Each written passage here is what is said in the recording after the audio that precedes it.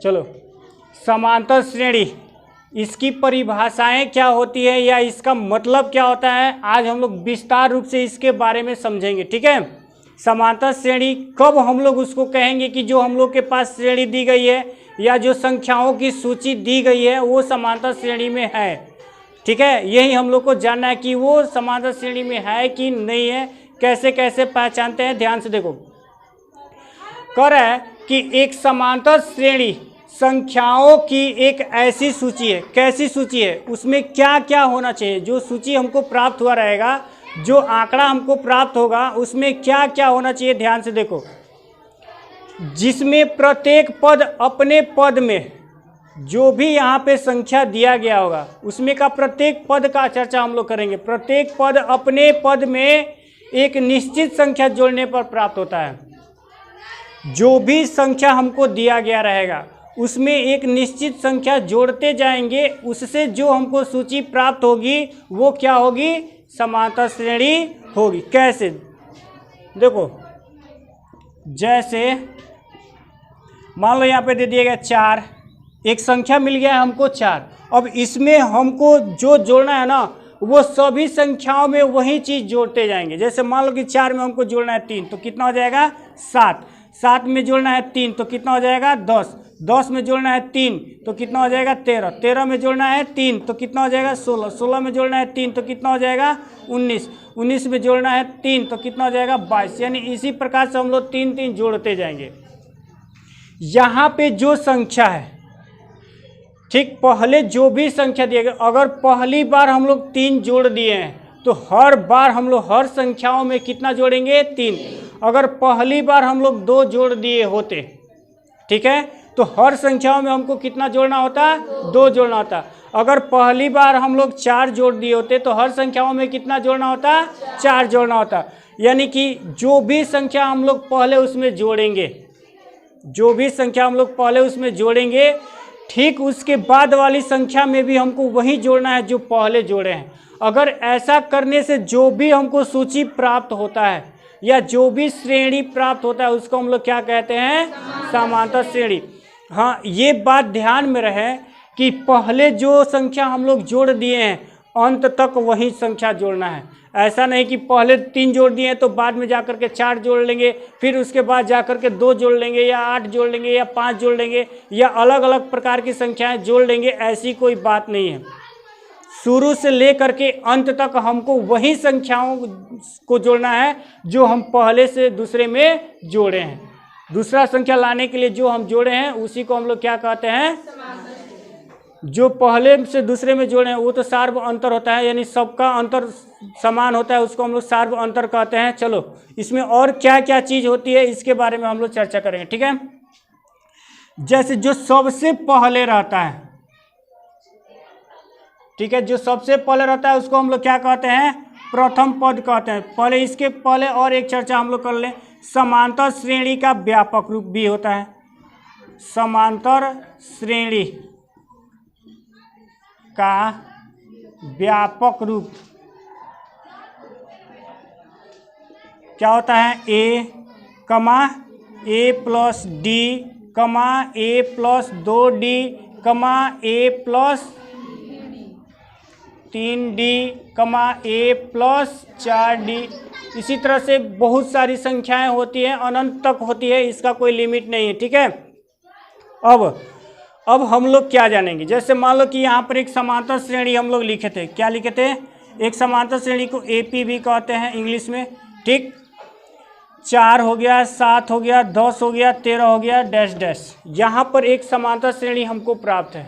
समांतर श्रेणी हमको जानने के लिए एक सूत्र होता है कि कैसे हम लोग पहचानेंगे कि जो दी गई श्रेणियाँ हैं वो समांतर श्रेणी है। ठीक है, तो क्या करते हैं, दूसरे वाले में से पहले वाले को घटा देते हैं, फिर तीसरे वाले में से दूसरे को घटा देते हैं, फिर चौथे में से तीसरे वाले को घटा। इससे हमको पता चल जाता है यदि सबका मान बराबर आ जाता है तो वो समांतर श्रेणी बोला जाता है। ठीक है, चलो, इसको हम लोग प्रथम पद कहते हैं, प्रथम पद।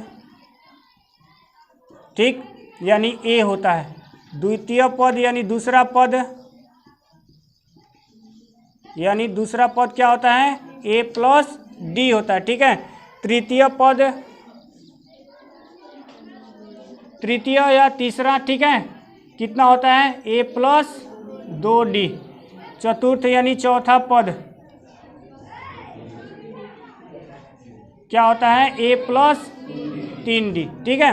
इसी प्रकार से हम लोग इसको ज्ञात कर सकते हैं। जैसे मान लो कि ये पहला पद हो गया, ये दूसरा, तीसरा, चौथा, पांचवा, छठवां, सातवां, सबको प्रथम ये क्वेश्चन में भी ऐसा पूछता है। अगर समांतर श्रेणी दे दिया गया हो, समांतर श्रेणी यदि दे दिया गया रहता है तो उसमें क्या पूछ देता है कि आप इसमें प्रथम पद ज्ञात कीजिए, प्रथम पद ज्ञात कीजिए। तो प्रथम पद हम लोग आसानी से ज्ञात कर सकते हैं, जो पहले रहेगा उस श्रेणी में वो प्रथम पद हमारा हो जाता है, ठीक है। चलिए, उसके बाद से क्या कहता है कि सार्व अंतर ज्ञात कीजिए। क्या कहता है? सार्व अंतर ज्ञात कीजिए, सार्व अंतर ज्ञात कीजिए। सार्व अंतर ज्ञात करने के लिए इसी समांतर श्रेणी को हम लोग ले लें, ठीक है। यहाँ पे जो समांतर श्रेणी दिया गया है 4, 7, 10, 13, इसी को हम लोग ले लें। तो सार्व अंतर ज्ञात करने के यानी सार्व अंतर को हम लोग डी से सूचित करते हैं। किससे सूचित करते हैं? डी से, ठीक है। तो इसको ज्ञात करने के लिए इसका सूत्र होता है a2 माइनस a1, यानी दूसरे पद में से पहले पद को घटा देना है। 7 माइनस 4 कितना हो जाएगा? 3, यानी a3 माइनस a2, यानी तीसरे पद में से दूसरे पद को घटा देना, यानी 10 माइनस 7 बराबर 3। ठीक, एक बार और ज्ञात कर लें, a4 माइनस a3। तो a4 का मान कितना है? 13 माइनस a3 का मान कितना है? 10 बराबर। यहाँ पर देखो सब का सब बराबर है, सबका अंतर कितना है? बराबर है। जब सबका अंतर बराबर आएगा तभी वो सार्व अंतर माना जाएगा, नहीं तो सार्व अंतर। सबका मान यदि बराबर आएगा तभी वो एपी माना जाएगा, यानी समांतर श्रेणी माना जाएगा, नहीं तो ये भी बात ध्यान में रहे। नहीं तो मान लो कि कभी कभी ऐसा होता है कि एक एपी दे दिया गया होता है, ठीक है, एक एपी दे दिया गया होता है और एपी दे देने के बाद से पहले का अंतर 3 है, दूसरे का अंतर 2 है, तीसरे का अंतर 4 है, पांचवे का अंतर 10 है, 15 है, ऐसे ऐसे दे दिया रहता है। तो लड़के सब क्या करते हैं कि पहले दूसरे को ही देख करके बता देते हैं कि हाँ ये समांतर श्रेणी है। ऐसा गलती नहीं करना है, ठीक है। हम लोग जितना इसमें दिया गया होगा, इस श्रेणी में जितनी भी संख्याएं या जितनी भी पद दी गई होंगी उस पद को हम लोग को ध्यान से देख लेना है और इस सूत्र से हल करके भी चेक कर लेना है कि क्या सबका अंतर बराबर आ रहा है कि नहीं आ रहा है, तो भी हम लोग उसको समांतर श्रेणी कहेंगे। अगर सबका बराबर आ जाएगा तो उसको हम लोग क्या कहेंगे? समांतर श्रेणी कहेंगे, ठीक है। चलो इतना तो समझ में आया होगा। इस पे एक क्वेश्चन भी हम लोग हल करके देख लेते हैं कि किस टाइप से हम लोग क्वेश्चन हल करते हैं, ठीक है। जैसे मान लो इसी क्वेश्चन को हम लोग हल कर लेते हैं। जैसे यहाँ पे एक क्वेश्चन दे दिया गया, एपी इतने का 13वां पद ज्ञात करें। जैसे मान लो कि पहले पद पर इसमें क्या है? 4 है, दूसरे पद पर 7 है, तीसरे पद पर, चौथे पद पर 13। इसी प्रकार से अगर 5वां, 6वां, 7वां, 8वां, 9वां, 10वां, 11वां, 12वां, 13वां पद पर जब हम लोग जाएंगे तो कैसे जानेंगे कि 13वां पद पे कौन सी संख्या आएगी? ये जानना पड़ेगा ना जी। अपने मन से तो हम कब तक गिने रहेंगे? मान लो अभी 13वां पद हम पूछे तो कम है तो कोई गिन करके भी बता सकता है, लेकिन यही पूछ दिया गया होता कि 33वां या 53वां या 63वां या 61 या 75वां या 81 या 100वां या 1000वां अगर कोई पूछ देता तो हम लोग कैसे ज्ञात करते? उसमें थोड़ा सा परेशानी होती। तो इस परेशानी से बचने के लिए हम लोग के पास एक सूत्र है। क्या है? सूत्र है, यानी nवां पद ज्ञात करने के लिए सूत्र होता है क्या? a plus n minus 1 into D. ठीक, इसमें a का मान क्या है, b का मान, d का मान क्या है, n का मान क्या है, पहले हम लोग ये ज्ञात करेंगे। a बराबर क्या है? 4।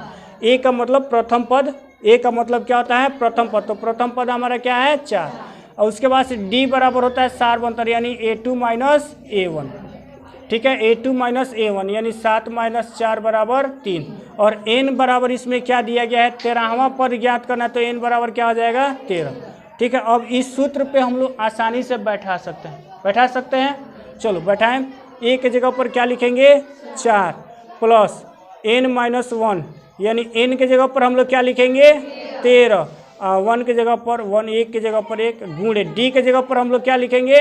3। ठीक है, 4 का 4 प्लस 13 में से 1 घट जाएगा, कितना बचेगा? 12, गुणे कितना हो जाएगा ये 4 का 4, ये 12 से 3 में गुणा करेंगे कितना हो जाएगा, बात यही 36 गो 4 गो, यानी 13वां पद जो होगा वो कितना होगा 40 होगा। क्या क्या हम लोग समझे हैं, ध्यान से सुनो। किस स्थिति में समांतर श्रेणी होता है ये हम लोग जाने हैं, ठीक है। उस समांतर श्रेणी का पहला पद क्या होता है, दूसरा पद क्या होता है, तीसरा पद क्या होता है, चौथा पद क्या होता है, पांचवा पद क्या होता है, ये हम लोग जाने, ठीक। इस समांतर श्रेणी का व्यापक रूप क्या होता है ये भी हम लोग जान गए हैं, ठीक। इस समांतर श्रेणी का जो ये प्रथम पद दूसरा पद हो गया, ठीक। इस समांतर श्रेणी में सार्व अंतर ज्ञात करना जो होता है वो क्या होता है, कैसे हम लोग ज्ञात करते हैं, इसकी जानकारी लिए हैं, ठीक। उसके बाद से अगर मान लो कि इसमें nवां पद ज्ञात करना हो कि किस इस पद पे कौन सी संख्या आ रही है, उसके बारे में हम लोग जानकारी लिए हैं, ठीक है। कोई दिक्कत है इसमें किसी को समझने में?